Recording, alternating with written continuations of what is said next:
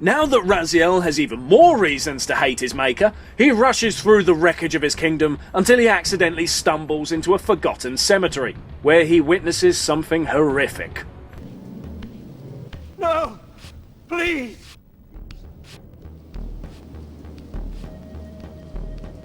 I didn't recognize these flayed racks of flesh. Their scent was vampiric. They gnawed upon their victim's carcass like dogs. Once those rotten buggers are dead, we discover where we really are. This is the clan territory of the Melkahim. Melkahim are the lowest form of vampire. The clan of the vampire lieutenant Melchiah. They barely skirt the boundary between life and death. These foul creatures must not only steal the blood of their victims, but also steal their skin to replace their rotting flesh. Filled with burning rage from the knowledge that his youngest brother is nearby, our jawless wonder... No, not that jawless wonder, I mean that jawless wonder. Anyway, when Raziel finds out Melchiah is nearby, he begins his hunt for the rotting bastard. And soon finds out what happens to a vampire's soul when it is left in the spectral realm for too long. Beware, Raziel. These wraiths are vampire spirits, fettered too long in the spectral realm.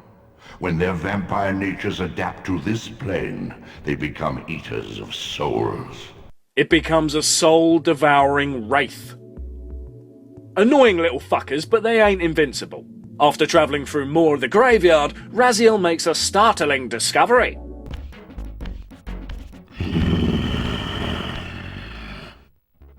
Show yourself, creature! Do you not recognize me, brother? Am I so changed? Melchiah? Yep, that big sack of corpses is Melchiah, the youngest of Cain's vampire sons. And he has his own unique power. Because he is constantly on the fine line of death, Melchiah has the ability to push his spectral form through certain walls, like this cage.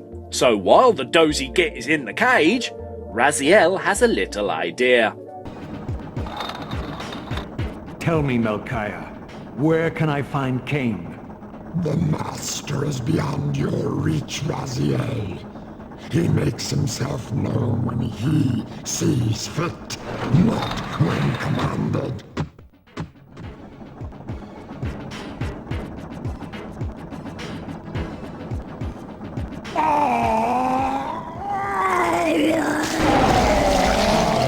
Unreleased. Now that Raziel has devoured his brother's soul, he has also gained his unique power. While in the spirit realm, he can phase through gates and cages. In other words, we now have the means to enter the sanctuary of the clans.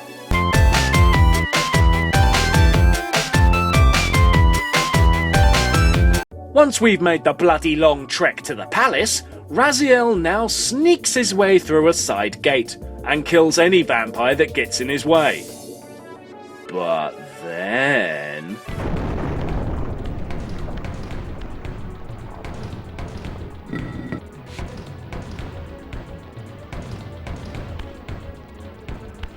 Raziel. Cain! The Abyss has been unkind. It's him! It's Cain! Raziel basically calls his dad a cunt, and the two prepare to fight. But Cain has an ace up his sleeve. The Soul Reaver, Cain's ancient blade, older than any of us and 1,000 times more deadly.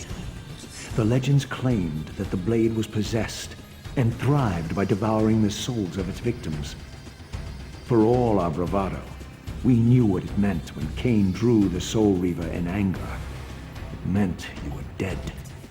After an epic battle, Cain emerges victorious, but something strange happens.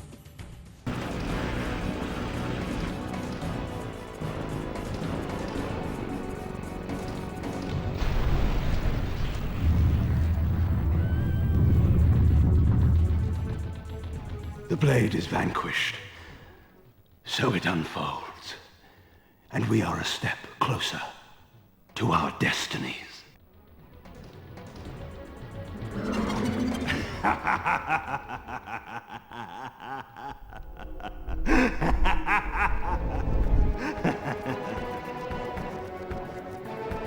I swore I saw a glint of satisfaction in Kane's eye when the Soul Reaver was destroyed. I did not understand the game that Kane was playing, but I knew the finishing move.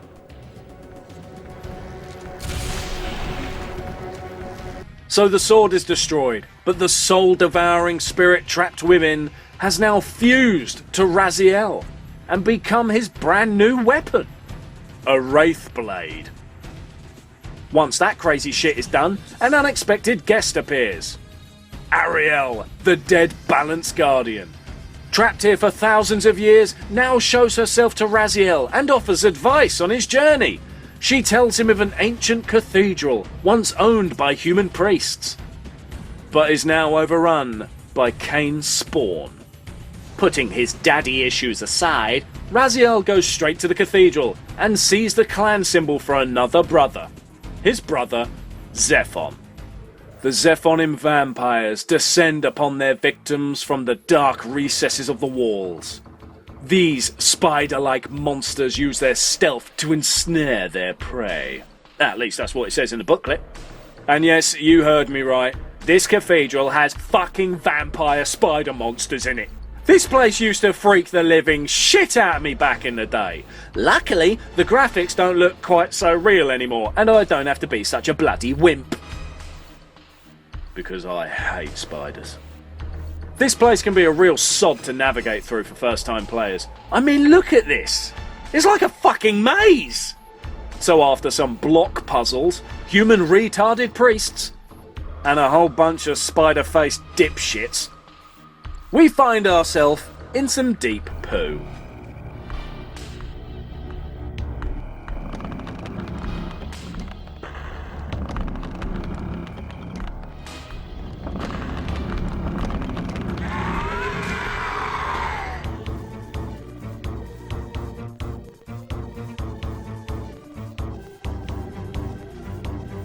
Prodigal son. There is no returning for you, Raziel. Zephon, your visage becomes you. It's an appropriate reflection of your soul. And you are not his handsome Raziel anymore. His precious firstborn son turned betrayer. Not quite a spider, but definitely an insectoid-looking weirdo.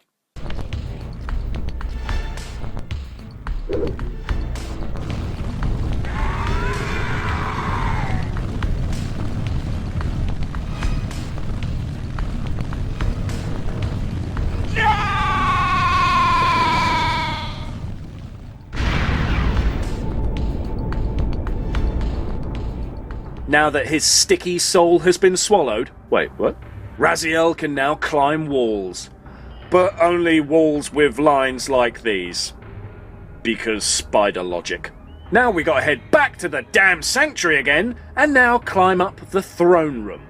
Which will lead us back outside, but right next to some strange tomb.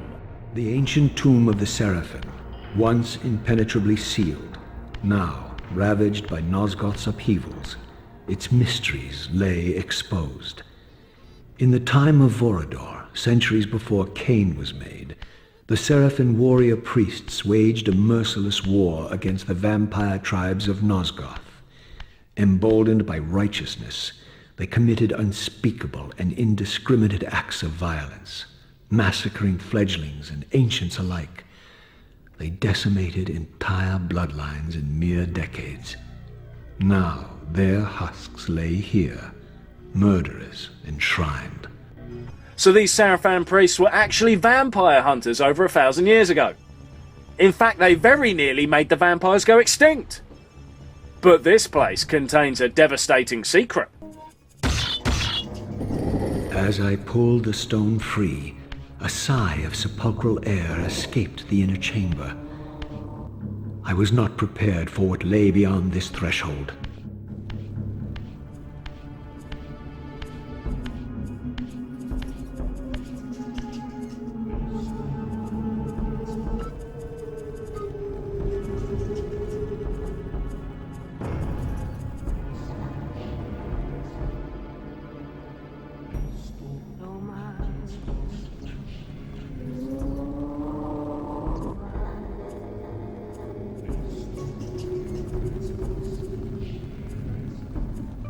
These crypts, defiled caskets of Seraphim saints, bearing my brothers' names and my own.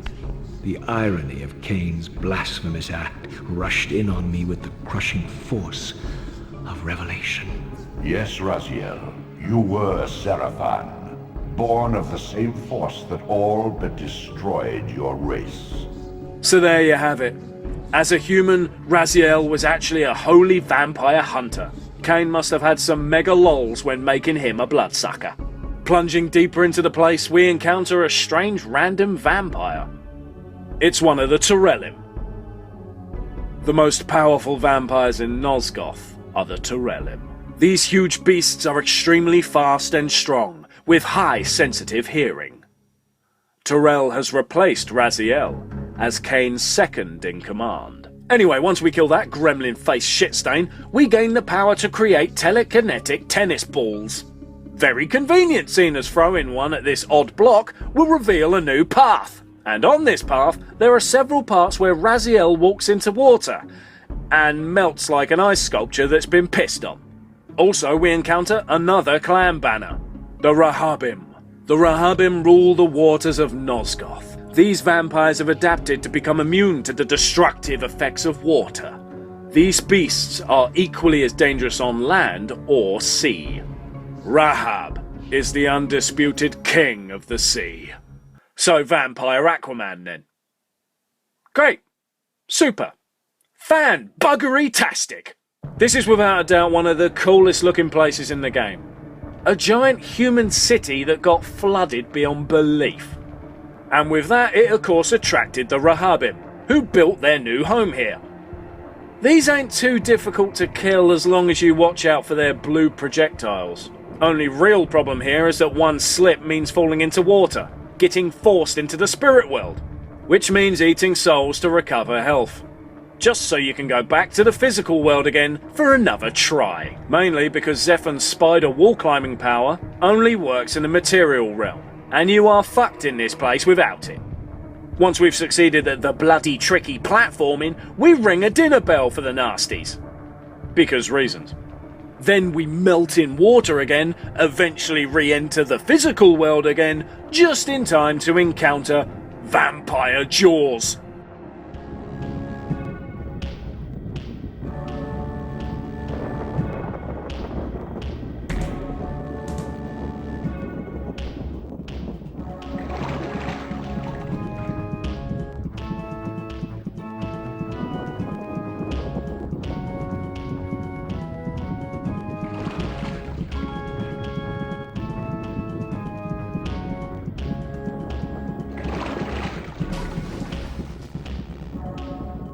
Raziel.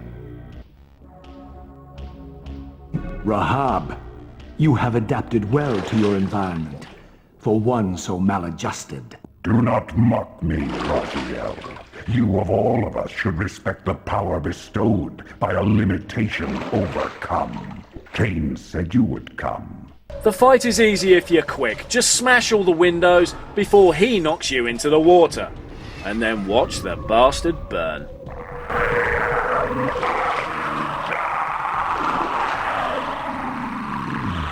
Now we have the most useful power of all. We can fucking swim! If you wanted to, then this is the perfect time to revisit places in the game to find new secrets and hidden areas. I would love to do this, but I don't want to make this video 3 hours long, so let's just continue with the story. On with the story once more, we now enter the domain of our brother Duma. Dumaim are the most common vampires in Nosgoth. These creatures wander the land in search of humans to feed on. The clan is in shambles. Not much of a description, is it? Well, screw it, let's check out the gaff anyway. This city once teemed with the life of my kind. Could it be that other clans had suffered the same fate as mine? In his madness, could Cain spare none of his brood? It was not Cain, but Duma's own arrogance that brought the downfall of his clan. These are human weapons, Raziel. So while at first it would appear that Cain has killed another of his children, and their respective family, clan, army and all that, it is in fact the humans who have killed most of the Dumaim. Hence why there's so many bloody corpses here. You got to do a fair bit of world shifting to navigate through this frozen palace, but there are some decent power-ups hidden here to reward the curious adventurer. Once we smash these doors down, we find the mighty vampire himself, impaled to his own throne.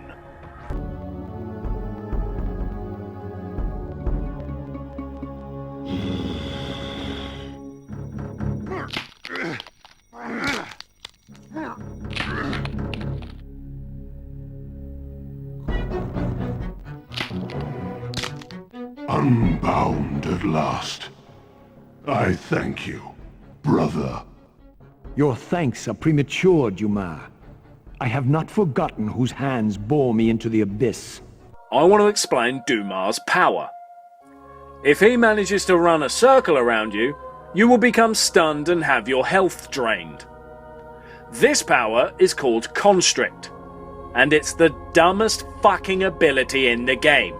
In the future sequels, this power is just dropped without an explanation. Not that I give a shit. Anywhoobs, we lead the big prat all the way down to this convenient furnace and set fire to his stupid ass.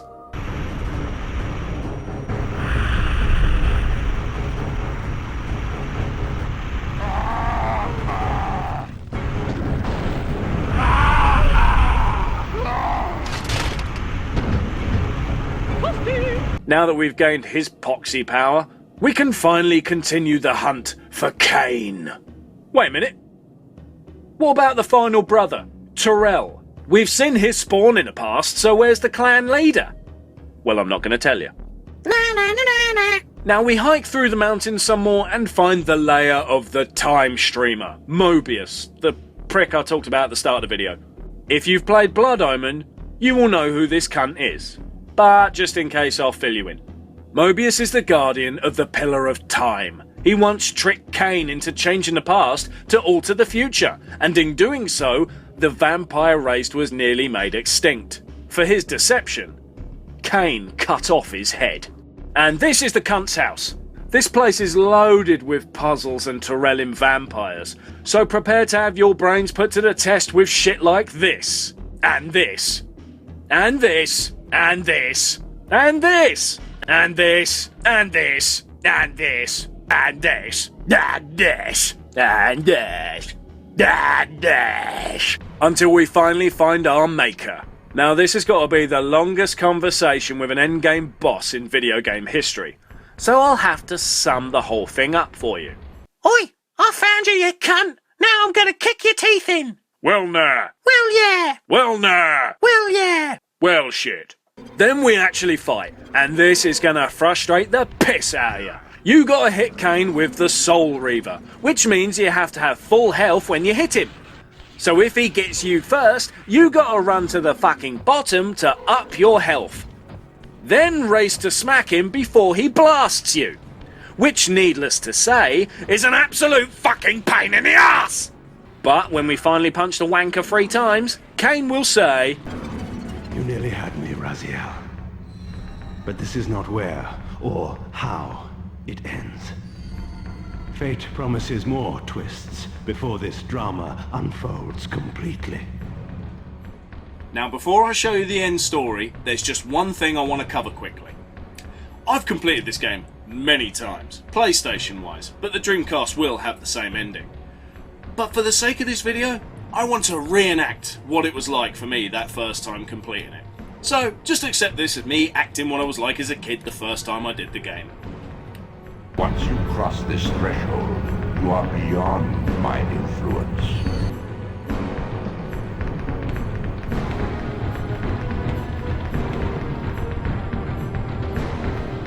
Raziel. What?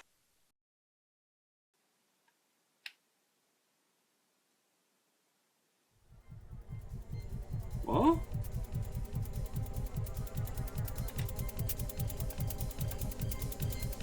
Oh!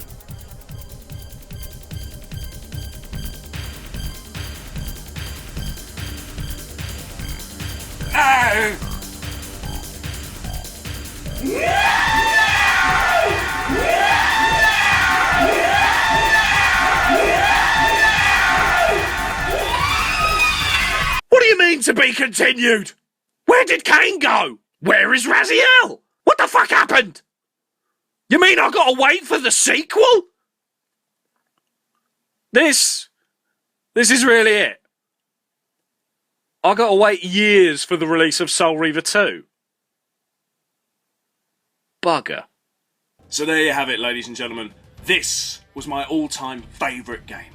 I still love it. I still complete it at least once a year. Why? I don't know. I just feel compelled to. The reason why it's taken me so long to do a video on the game, though, is I wanted to do it justice. And I think it's only now that I've gotten good enough at editing to make it good enough as a video. I didn't want to make it too silly. I didn't want to make it too comedy-based like the Mortal Kombat one. I wanted to do it right. And I'm sure I have. Maybe. Potentially. Possibly. Probably not. I'm sure you'll tell me in the comments how badly I've done it, but screw it. Thank you very much for watching this video. I'll make sure the next one's stupid and silly as all hell.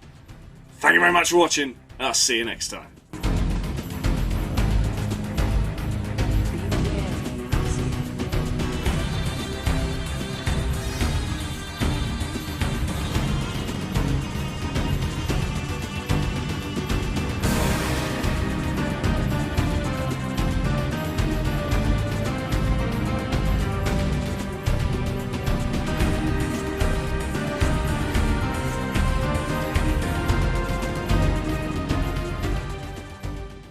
Today's episode was sponsored by Pixel Tits.